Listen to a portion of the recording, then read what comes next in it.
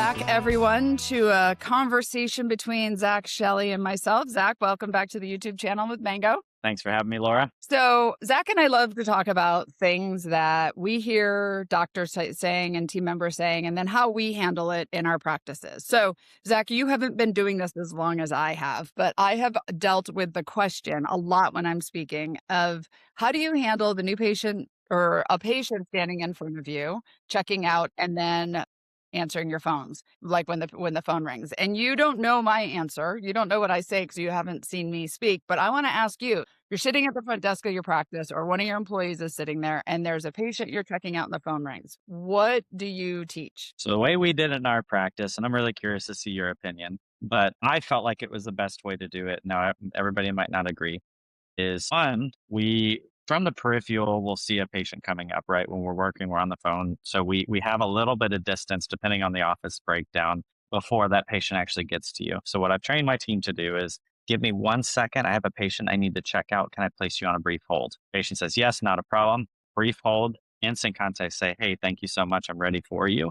That way, the patient on the phone understands that patients in person are priority. And two, the patient in front of you understands they're not going to have to sit and wait for you to finish a phone call because God knows how long that's going to take. Some of these patients just want to talk and talk and talk and talk and talk, which is not acceptable in the patient experience when we're trying to get the patients in and out as far as check in, check out. So I would always tell them, place the patient on hold, make it brief, then get right back on, and then thank them for holding and then get back into the conversation of the call. Okay. I have a thought, but I also have a next question. What about if I'm checking a patient out and the phone rings? What do I do? So the way our I feel practice like ran, we had like this is like a are you going to get the right answer question or not? Like a game. Yeah. So the other way we did it is when we were checking out a patient, the phone was ringing. We had 5 different people at the front office, so we never really had an issue. It went to a kind of a hunt group, so it rang first 2 times to the first person. If they don't get it, goes the next. So by the time it got to the last person, I'd be darned if we ever missed, that phone ringing. But most practices don't have that ability, and I think that's really tough to manage. I'm trying to think of the best answer to give somebody when a patient is there. Honestly, I would probably do the reverse. Is just say, do you mind waiting for 1 second? I'm going to put them on a brief hold and then I'm going to check you out real quick. Is that okay? Answer the phone. Thank you for choosing so-and-so. I'm going to place you on a brief hold for just a moment. I'll be right with you. Thank you. Boom. Check the patient out, then get back on the phone. I love this. So this is why we do this. And this is why I interview so many different people on this channel. And this has been a conversation. We have a past conversation, which we're having right now of like, how do we handle this? Now with technology, which you and I are going to talk about, there's better solutions also. Then there's a future conversation that people are having right now about how do you feel about AI and how do you feel about remote employees and all of that. So, Yeah. this is what I've always taught, just as if anybody cares listening to this, is that when a patient's standing in front of you and many dentists have been telling employees that the patient in front of you is more important. It's the most important thing between that and the phone call. And I disagree. I think that you don't know who's on the other end of that phone call. You don't know what that call is about. Or that could be a new patient. And we have a backdoor problem in our industry. It could be an existing patient that you're not handling. Right? So I'm checking a patient out and that phone is ringing and I'm ignoring it ringing. Have you ever sat at a hotel when you're checking in and the phone's ringing and they ignore it? And you're just like, do you not hear that? Do you not want me to answer? Should I get it? What do you want to do? That's what it feels like, right? Subconsciously. So my concern about that is when we let it just ring, that when the patient who leaves now calls in the next time and it just rings and rings and rings, they're going to have this memory of you ignoring the phone, assuming you're doing it again to them. The other thing is that I don't love putting patients on hold because inevitably, you just said it. As soon as I put a patient on hold, I think I'm almost done checking this patient out. So do you mind holding a second? This patient's going to start asking me questions like, when was the last time my kids were in? So all of that. So this is dilemma since day one, and one that even the best people who are good at multitasking, this is a challenge for everybody, right? Yeah. So that being said, you said something that's super great is cross-training, having other employees be trained on the phone. So one of the things that I talk about is the importance of training on the phone. So how do you make sure that your employees are good at phones, whether that's their main duty or not? So my team hated it, but I loved role playing.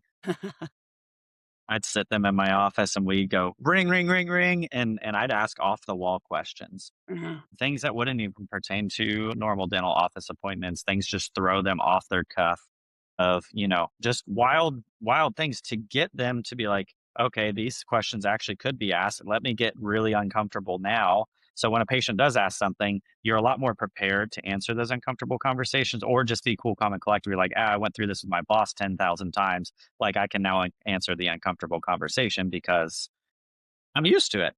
So we would role play, but we would also do it with all team members. So we would do it with front office, we do it with assistants, we do it with hygienists, we do it with the doctors.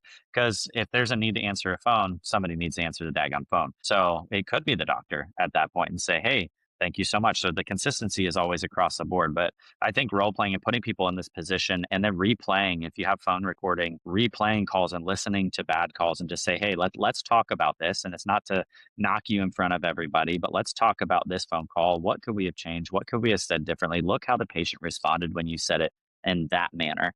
I would also go back on some of these recordings to say, hey, come here real quick and say, hey, if I answered this way, how would it make you feel? And I'm like, actually not really good. I'm like, well, this is how you're responding to the patients. And I know that you're not meaning it in that manner, but when you hear it on the phone, it's 100 times different. And so we have to actually stretch our voice and change how we talk and change our body language when we're speaking on the phone for it to translate over to the patient. I love that. That's so true.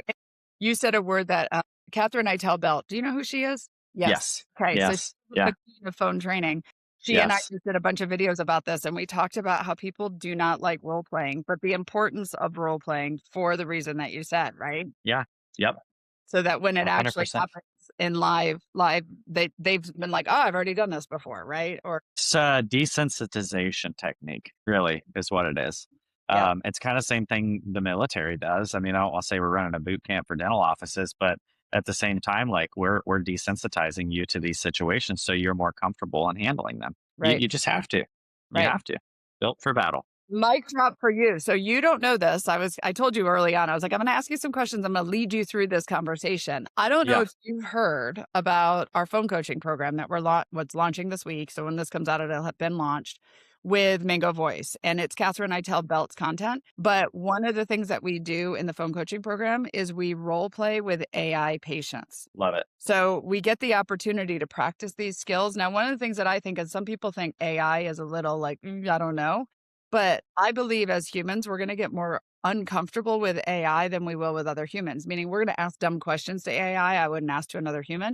I'm going to be more willing to practice verbal skills with AI because I feel like it's just a computer than it is another human. So, what do you think about that? I mean, you have a lot less HR issues when you ask those uncomfortable problems. You remove the HIPAA reliance of having to keep information. Like we can actually be a lot more open in training, and I think it's actually a really good tool on the interview process of using an AI agent to do training. I actually like that a ton. I've never heard of anybody doing that. I'm actually trying to process okay through what this would look like and how to train, and I'm like, quite honestly, like if I had that as a tool, I feel like it would make it so much easier to be strong with our communication skills on the phone because we can train this AI agent like, hey, get belligerent for no reason, Yeah. and like how do you handle that, right? And then do another one that just wants to keep repeating the same thing even though you've answered the question, just to frustrate the person of like, you know I told you 3 o'clock. So like you can get it to where you can start uncovering some of these weaknesses and you can get very, very intentional of the questions the patient in quotation asks back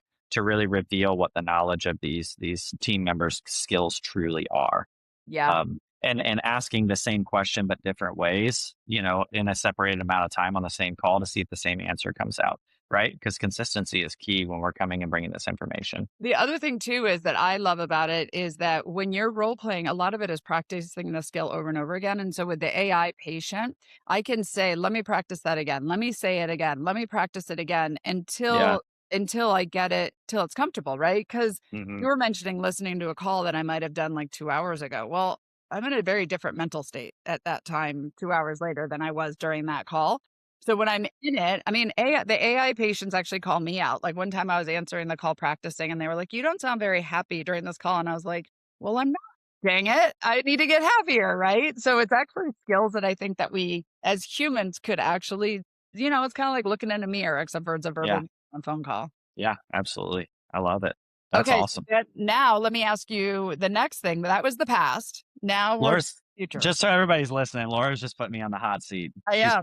She's pulling a Kirk on me. We do this to each other on the podcast. We put each other in the hot seat without knowing what's going on. I love it. There we go. So do the plug for the podcast. Everybody knows. Yeah, management unfiltered on the dental unfiltered thread. So Kirk and I talk about fun things like this, getting people the content that they need in their practice and talk about the uncomfortable subjects and, hard subjects, things people don't want to talk about. I love it. And the reason I'm putting you on the spot like this, because usually I'm asking you to be, is because there's not enough conversations in dental offices about the phones. And Yeah, so these are yeah, real situations. Like, for sure. do you handle the patient in front of you and the phone ringing? Or how do we make our team members role play? Like, these are like, Yeah, it sounds good, but we don't actually haven't talked about it. So the for newest sure. thing is human versus AI answering the phone. That's in all of the Facebook groups right now. Like, do we Yep. want AI answering phones? What are your Yeah. thoughts?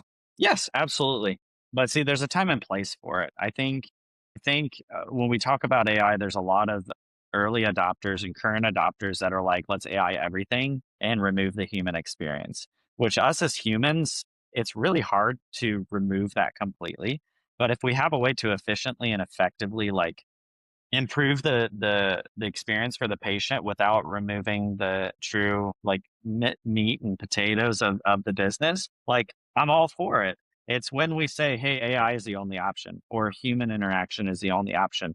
And that's where I struggle with is like AI has its place in dentistry for sure. And I tell people all the times the number one place I say is in phones. Because if you miss a call, but you can have an AI agent picking up on the back end, why wouldn't you? Like you're honestly, I'm gonna pull a dental unfiltered, moment here. You're stupid as an owner or as an office manager if you're resistant on that. It's dumb because you're saying I'm okay with missing calls. I'm okay with the patient just going to a voicemail rather than attempting to say, hey, thank you so much for choosing Creekside's, AI agent. Even if it says that, I'm gonna take your message and forward to the team. They're gonna call you back, shortly, but I'm going to get this transcript. Please be as detailed as possible. And you can train your AI agent how you want it to interact with your patient. So if it sucks, it's kind of your fault. Yeah. So you have to think of it with a wider view and a wider lens that AI is not the only option. And everybody's like, AI is after my job. It's like, well, do better, be better, like work harder, improve your patient experience and use AI as a tool in your tool belt to make your patient experience better. That's my opinion. Yeah, I love that. I think you're so right. And actually, we've seen with Margot at Mango for AI, patients, about 25% of patients would leave a voicemail message. And now she's getting about 85% of full conversations, meaning that That's she asks at awesome. the end, is there anything else you want to let this office know? And they're like, no, thank you. And they hang up. So how many more calls are we saving because the patients Exactly. aren't hanging up? So Yep. I love that. 100%. So you said something really important there that I love, where it's just like a well-trained person and a well-trained AI. Like if the AI is not working, and there's a lot of offices I'm talking to where they're not having a lot of luck with their AI agent, it's really not AI in that case. It's who's handling the training of that AI, right? Yeah, yeah. And this is another thing we talk about all the time is like we all have good intentions, I feel like for the most part, but we get so busy that we don't have a system in place. And just because you got Margot, right? Like doesn't mean Margot fixes everything. Like there's still work involved in order to make it function how it should function and do it well. And if you quite honestly don't know your job well enough in order to train it, then there's the first big kicker right there is sorry, but you might suck at your job. So how do you expect the AI agent to be good? Like they're going to learn just like you are because that's what you're teaching them. So I think one of those things is if doctors, if you're listening, or office managers, think about your systemization and your phone answering. Like, do you have call scripting of what you prefer for your practice? Do you have situations that, patient updates insurance, new patient call, emergency phone call, recall, calling back on treatment plans and reviewing that, or financial calls, having all these broken down so your team all knows how to answer them. And guess what? You build that right into your AI agent. Your AI agent ends up being another person on your team, Right. but one that doesn't quit. Is it They gonna don't have wake up memory? late, Yeah. it's tried and true, which I think is super important to look at it through that lens. Well, one of the things I talk about is if you have systems that are broken in your office, all AI is going to do is speed it up and exemplify it more, like spotlight it more. Yeah. Right? Yep. So Yeah. that leads me to the last part of this discussion, which you're big in this area, which is remote employees. Yeah. It's the same thing with a remote employee that it is with AI. If you don't onboard them and give them the right training, how can they be successful? So can you talk about that a Yeah. little? Yeah, onboarding and training it's the staple that holds everything together. Like that's like putting a report together, a spiral bound book without putting that spiral binding in it.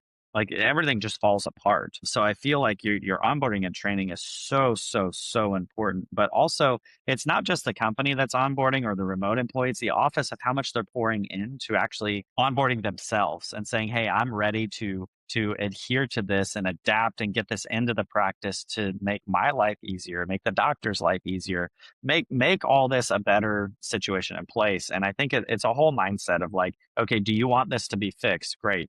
Okay, so what are you going to do about it now? Because now we onboarded. So what are your processes now to stay accountable with it? And that's the thing that I don't think we all ever really truly give a fair shot to. We're just like, yeah, well, we're going to be using AI agent. It's like we turned it on, but nothing happened with it. Nobody trained it. Nobody, it might not even be answering calls for all we know, right? We got the AI agent, but nothing's happening. So there has to be, it goes right back to the systems. If you have good systems and intentional systems that have follow through and it's every situation, then you're going to do great. I did a course and they taught us how to do root cause analysis in business. And like if you haven't done that in your systems in your practice, like finding every avenue that this system fixes or doesn't fix and find out where the dead ends are, you're going to find where your failures and breaks are. And I found I did some in our practice and I was like, oh, dang, there's a break here, there's a break here, there's a break here. We fixed those and we saw massive improvement because there's always a solution for the patient on the back end instead of dead ends. Right. Yeah. That's where instead of taking that we've always just done it this way, Yep. why are we doing these things? Yeah. Yeah. Exactly. And does it Yes. work the way it's supposed to? So, Yes. Yeah. all right. Well, to tie this all in a bow. So now, as we speak, and now you can quote me, Zach, when you're out speaking, as Laura would, Yes. if I've Yeah. got a patient in front of me and the phone rings, that person in front of me is the most important person when I know I have a backup team who's going to be able to handle the calls for me. And that Yes. includes so the number one person to handle the call is a well-trained employee. The second is another well-trained employee who can grab the call. But then when that doesn't happen, having a well-trained remote employee or a well-trained AI receptionist. And then with something like Mango Voice, no matter who handles the call gets transcribed and we can monitor what happened during that phone call. We Hmm. now have a solution with all of the technology options that we have to be able to manage this situation because our poor employees have Love had it. to do all this and hold a baby on their hip because the patient forgot to get a babysitter, right? Like, we've had to learn how to do all these things, but it's time to make our practices more efficient. Yeah, absolutely. I couldn't agree more. I think that's a very, very wise way to do it and for the patients to feel valued, but also still have the patients on the phone taken care of. Awesome. Great. Well, thanks for coming back again. Sorry to put you on the hot Yeah, seat. I hope everybody all enjoyed. good. That was Yeah, a it little was a ton fun. of fun. Thanks for having me on here, Laura, and thanks for putting me in the hot seat. I enjoyed it. All right. If you guys want another hot seat episode, put some controversial comments down below of Yeah, what we should ask Zach about, and I'll do it again. Thank you. sounds great.